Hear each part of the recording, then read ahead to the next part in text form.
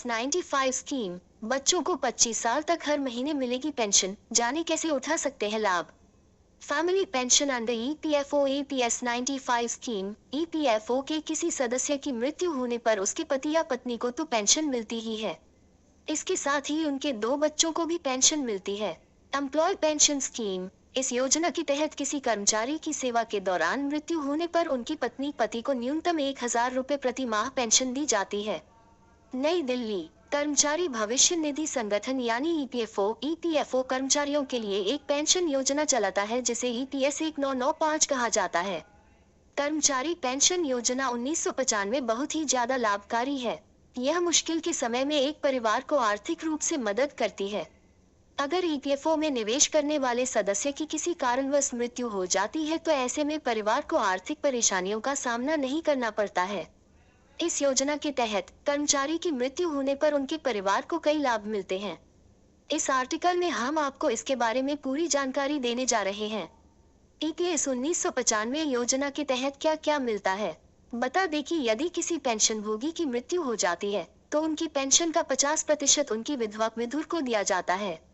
EPS 1995 योजना EPS95 scheme के तहत किसी कर्मचारी की सेवा के दौरान मृत्यु होने पर उनकी पत्नी पति को न्यूनतम 1000 रुपए प्रति माह पेंशन दी जाती है। इसके अलावा मृतक सदस्य के बच्चों को भी 25 वर्ष की आयु तक पेंशन चिल्ड्रन पेंशन का लाभ मिल सकता है, जिसके बाल पेंशन योजना कहा जाता है। हालांकि इसकी कुछ शर्तें हैं, आइए इसके बारे में जानते हैं। पति या पत्नी के अलावा 2 बच्चों को भी मिलेगी पेंशन। सबसे पहले ये जान ले कि EPFO के किसी सदस्य की मृत्यु होने पर उसके पति या पत्नी को तो पेंशन मिलती ही है, इसके साथ ही उनके 2 बच्चों को भी पेंशन मिलती है।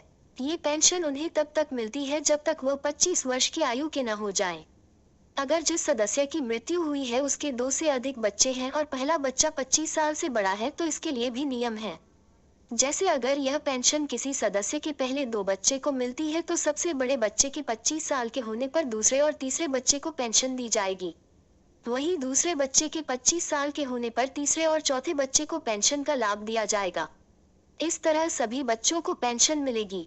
बाल पेंशन, विधवा पेंशन की राशि का 25%। आपको बता दें कि प्रत्येक बाल पेंशन की राशि विधवा पेंशन की राशि का 25% होता है। इसका मतलब ये है कि यदि मृतक सदस्य की पत्नी पति को 1000 पेंशन दिया जा रहा है तो उनके हर बच्चे को 250 रुपए पेंशन मिलेगी। यदि सदस्य का कोई बच्चा पूर्ण या स्थायी रूप से अपंग हो तो ऐसी स्थिति में उसे आजीवन पेंशन दिया जाता है। PS नॉमिनेशन ऑनलाइन कैसे करें। EPFO की वेबसाइट पर जाएं, सर्विसेज फॉर एम्प्लॉइज वाले ऑप्शन पर क्लिक करें, फिर मेंबर UAN ऑनलाइन सर्विस वाले पर क्लिक करें। अपना UAN और पासवर्ड डालकर लॉग इन कर लें। वहाँ मैनेज टैब दिखेगा, उसमें से ए नॉमिनेशन को सेलेक्ट करें। अब आपकी स्क्रीन पर प्रोवाइड डिटेल्स वाली टैब आ जाएगी। यहाँ अपने परिवार का डिटेल अपडेट करने के लिए यस पर क्लिक करें। इसमें 2 से ज्यादा नॉमिनी जिनको पेंशन का पैसा मिलेगा को ऐड करने के लिए ऐड फैमिली डिटेल्स पर क्लिक करें। इस योजना के तहत कितना पैसा किसे मिलेगा ये बताने के लिए नॉमिनेशन डिटेल्स पर क्लिक करें। फिर सेव EPF नॉमिनेशन पर क्लिक करें। OTP जनरेट करने के लिए ए साइन पर क्लिक कर लें। इसके बाद अपने आधार से जुड़े मोबाइल नंबर पर जो OTP आएगा उसे भरकर सबमिट कर दें। इस तरह EPFO में आपका ए नॉमिनेशन रजिस्टर हो जाएगा, जिसके बाद आपको किसी अन्य डॉक्यूमेंट की जरूरत नहीं पड़ेगी। इसके बारे में अगर अधिक जानकारी चाहते हैं तो इसके लिए आप EPFO की वेबसाइट